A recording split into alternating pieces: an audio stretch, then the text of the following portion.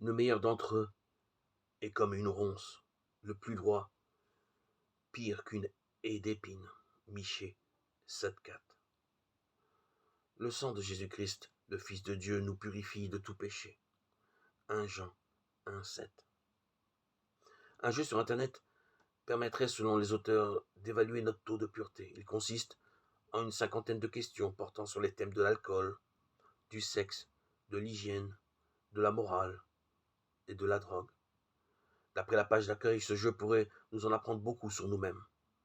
Les résultats disent si on est sain, pur, normal ou malsain, immoral, dépravé.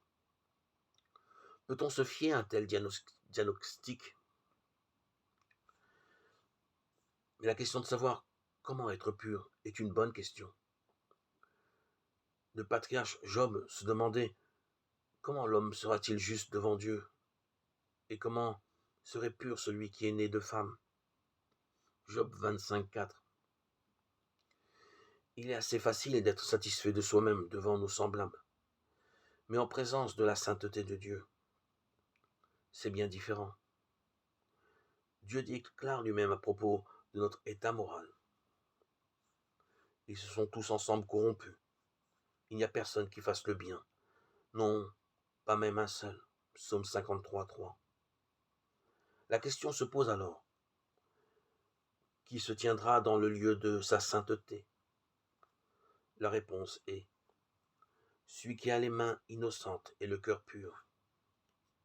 Psaume 24, 3, 4. Mais qui peut prétendre à un tel état? Personne. Dieu, lui, nous donne le remède. La foi en Jésus-Christ purifie nos cœurs. Acte 15, 9. La ressource pour la purification du péché et de l'impureté a été donnée lorsque Jésus est mort sur la croix. Si nous confessons nos péchés, il est fidèle et juste pour nous pardonner nos péchés et nous purifier de toute iniquité. 1 Jean 1, 9.